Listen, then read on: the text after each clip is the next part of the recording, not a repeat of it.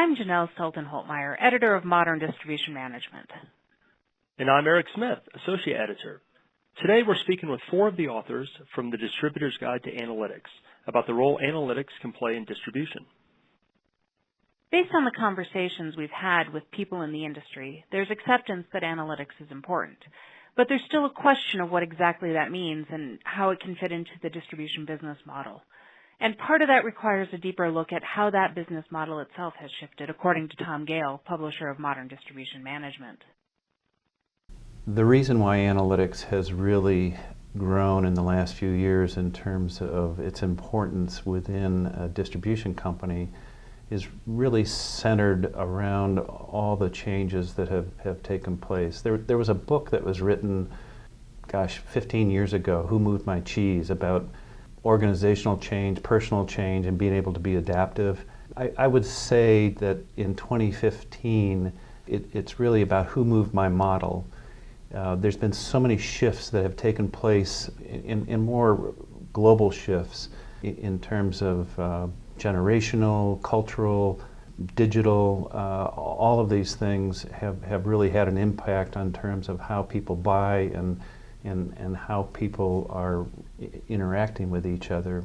So analytics is a critical piece now to really help bring data to the table rather than intuitive knowledge about what's taking place. It's really about what can we use as a foundation based on what the data says, and it's so much more accessible today. Having that foundation, it's really important to bring a lot of qualitative judgment about knowledge of markets or specific knowledge about what's taking place within certain aspects of the business. But overall, analytics is really now a key driver for how to make better decisions in business. Focusing on data rather than anecdotes is critical to growing business in today's environment. Steve Deist, a partner at Indian River Consulting Group, shares his thoughts on why. Well, I would say that analytics are important for every business because you always want to base your decisions on facts and on data rather than on anecdote. Distributors are probably especially susceptible to making decisions based on good stories and how things feel because they're historically kind of sales-driven companies. And sales-driven companies tend to chase after shiny objects, and they hear about trends or cool new things, and they decide they want to do that. And so analytics are a good way of making sure that you are investing based on a business case rather than just what feels good at the time or what excites you. So, distributor CEOs can run around saying, we need to invest, we need to put more money into social media. We need to have a social media presence. And someone needs to stop and say, well, wait a minute, what's the return on that investment? And do our customers, really use social media to learn about us? Or, customers have told us they really want us to start selling tools. People come into our counters and they ask us for tools. So let's get in the tools business. Okay, well, let's take a look at, what percentage of customers are going to buy those and what are the inventory turns and profitability going to be. So, getting distributors to be making decisions based on facts and data rather than anecdote is really important. When we've done strategy projects for companies, one of the most valuable things that I think we do is we do the analytics on the markets that they're in and the customers that they're serving and the sales performance that they've got. And we often find portions of their business that just don't make any sense for them, that they probably need to exit. They could take the investment, they could take the money they're putting into those businesses and put it somewhere else and make a heck of a lot more money. But in a lot of cases, they've never really analyzed the business that way, and it's been kind of a part of their business that they've just felt is great business. We love those customers. We've been doing that forever. But in reality, it's just not the right place. So analytics are critical for distribution.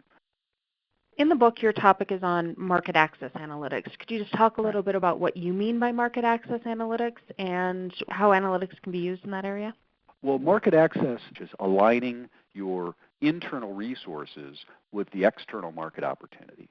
And traditionally, distributors have gone to market with kind of a one-size-fits-all model, and they basically said, we've got these products that we sell, and we've got these warehouses and counters that we use, and we've got these salespeople that run around and talk to convince people to buy from us, and we've got these customer service reps that take the phone calls and take really good care of customers, and that's kind of been sort of the model.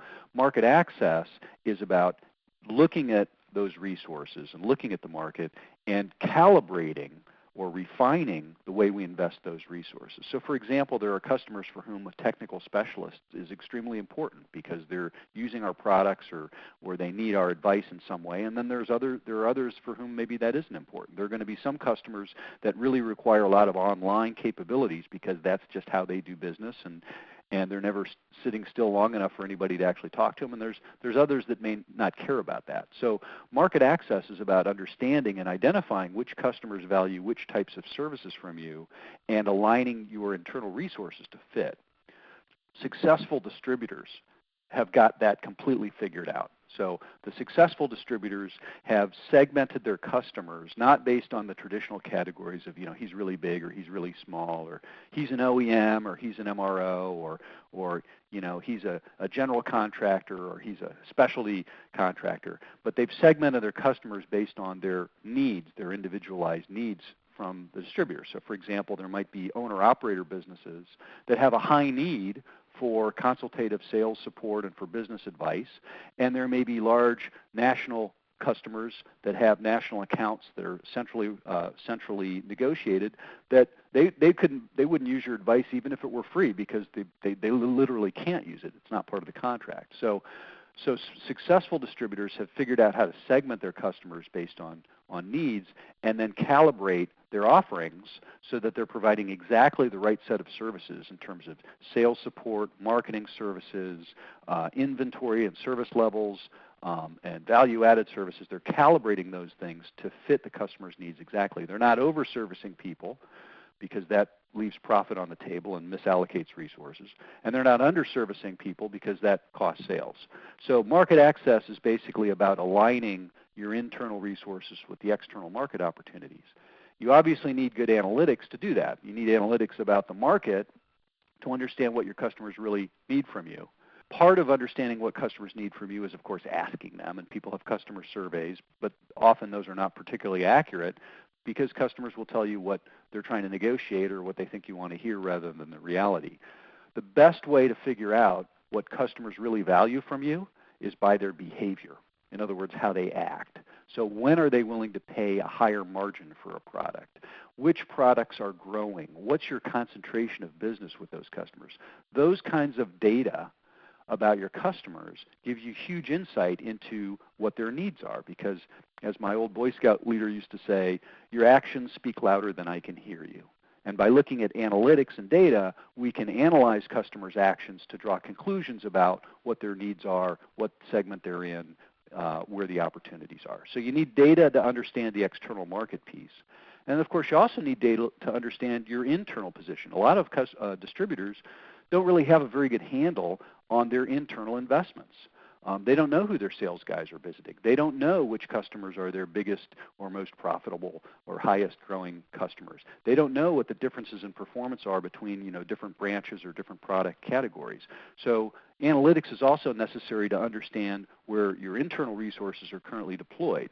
And then the process of aligning those internal resources with the external opportunities is what we call market access.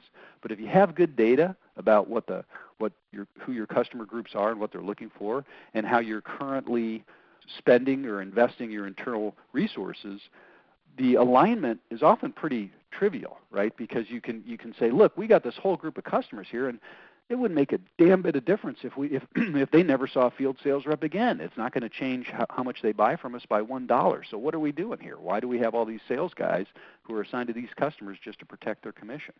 Because distributors haven't been doing that for a long time, the market access concept is relatively new. Because distributors haven't been doing that for a long time, the opportunities are huge. I mean, we're not talking about sort of 100 grit sandpaper here. We're talking about a huge file because the disconnects or the misalignments between customer needs and internal investments are often pretty huge, and they're often pretty obvious once you have the data and the information to see them. Analytics has broad application in any business. Let's check in with Jonathan Bine, Managing Partner at Real Results Marketing, on the importance of marketing analytics for distributors. Jonathan, why is this form of analytics important for distributors? Eric, here's what we see in the market when it comes to distributors and marketing analytics. There's typically good understanding of what's happening in the ERP, and there might be a good understanding of what's happening in a CRM system. However, for many distributors, there's an absolute void, a valley, if you will, when it comes to understanding marketing analytics. Here are a couple of examples where there are what I would call blind spots for distributors and distributor executives. If you ask a distributor, what are the best spots in your market, you will get a ready and confident answer from that executive. And these are smart people, successful people. They run good distributor businesses. However, when you actually look at the data analytically from a marketing standpoint, you find that the answer they gave is at significant variance with the data on where the sweet spots are. And there's some good reasons for that. First of all is that the markets change. Since the downturn beginning in 2008, we've had at least one upturn and maybe at least one more downturn.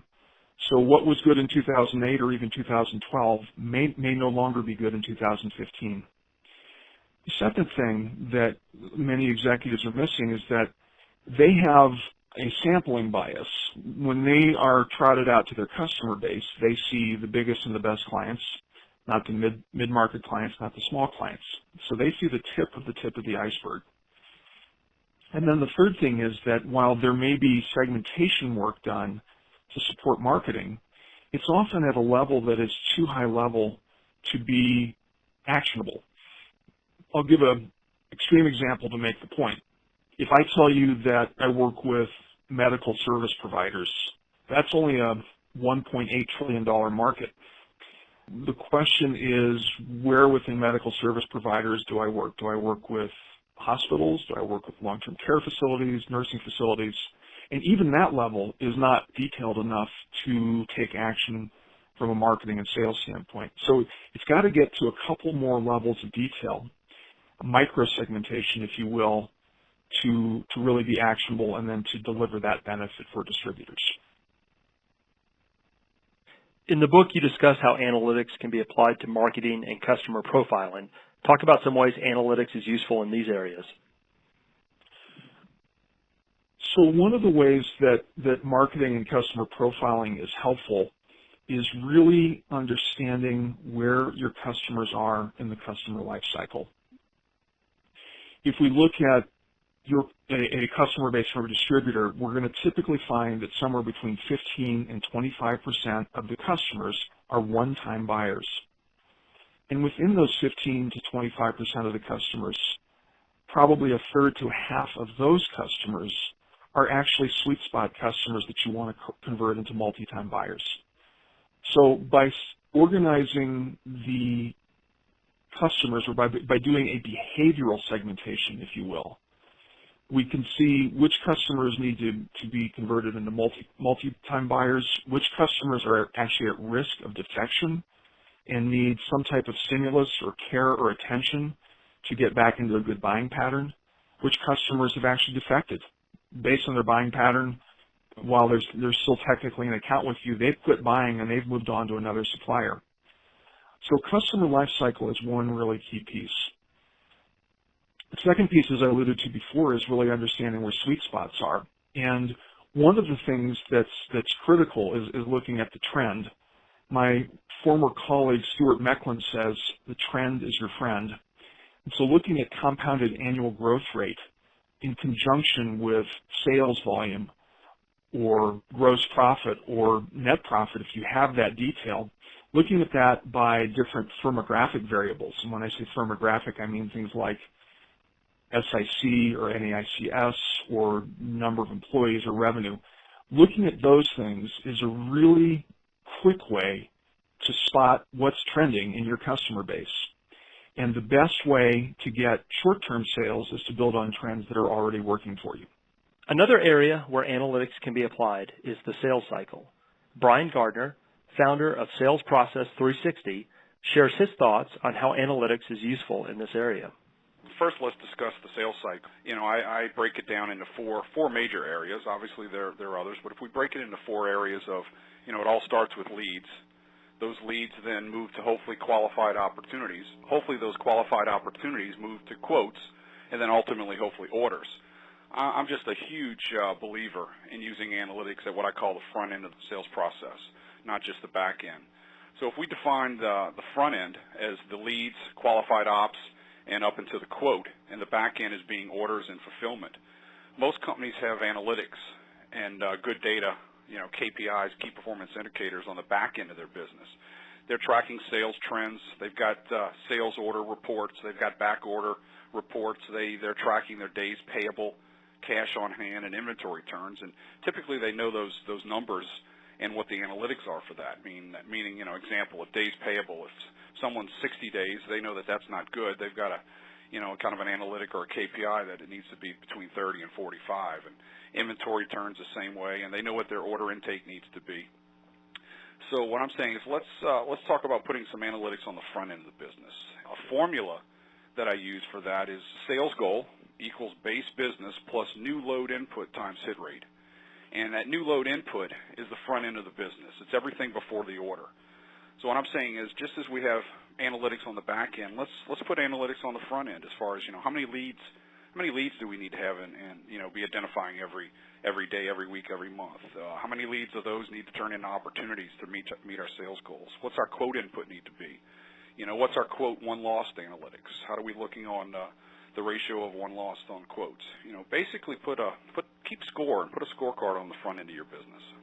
Brian, with all this in mind, where should distributors begin with deploying analytics in their businesses? It comes down to where their passion and where their comfort zone is with analytics. They need to look at where they have the data, where they have some existing processes, where they feel their largest gaps are, and where the rewards will be the greatest. Go for the low-hanging fruit. I'm biased and a little partial, but think the focus of putting some analytics on the front end or the sales pursuit side of the business can yield some great returns. And with that, where I would maybe start, if you're looking at strictly on the analytics from the sales side, is maybe start at the stage of the quote stage. I know that's maybe not truly at the front end, but it's where I think every company has some type of quote tracking system. They're collecting the data. They have a system to log it. Start managing there. Determine the load input levels needed from the quote side of reaching your sales goals. You can break it down by company total or branch or division, by salesperson or by product. Start tracking your one lost and overdues and follow up on these. Put in place a scorecard to measure on how everyone's doing with regards to that. What I say, and I know it's been said before and probably won't be the last time being said, if you want results, you've got to measure it. So, put in a scorecard. So with regards to these analytics, and start with the quote stage. Get your arms around that and put in the time to know where you are there. And I ask the question all the time to distributors to think about this. What's your competitive edge? And again, as I said earlier, in most cases, it's the same as your competitor. But I believe using analytics is a better way to manage your business and ultimately can give you a competitive edge. Because it is such a broad topic, knowing where to begin with analytics can be a significant challenge. So let's go back to Tom Gale for some thoughts on this. Tom, where should distributors begin with implementing analytics in their business? So the first place to start is to segment your customer base and understand that. The second place is to understand and start to identify where the opportunities are within those specific segments and even by specific territory. So you start to set up a cube and start to build that cube, and it takes a while to organize, to clean your data, to organize it, to do some basic analysis. Once you do that and start to set up a cube around product categories, around territory, around customer segments, that's when you start to get some insights and start to have some discussion internally where you're bringing data to the table about how to focus, where the best opportunity is, and how to deploy the sales resources that you have. So why should they buy this book? It is a wonderful collection of insight that's shared with these consultants who over the course of 20, 30 years have worked with hundreds, even thousands of distribution companies individually. It really distills that experience across inventory management, analytics, sales, pricing, markets, marketing, profitability. It really gives the current level of best practice and what the most advanced companies are really driving out there. What's not there? We don't really dive into the digital big data analytics that absolutely the largest distributors are really focused on and driving at that top level of the market. Our focus really is on the mid-market to smaller distributors, and really what any size company can start to bring in. And that's what I really like about this book is that it's accessible to a small company, but it has a lot of value to 100 million, 500 million, even billion-dollar plus companies. Thanks, everybody. And the Distributor's Guide to Analytics is available for purchase at www.mdm.com/DGTA.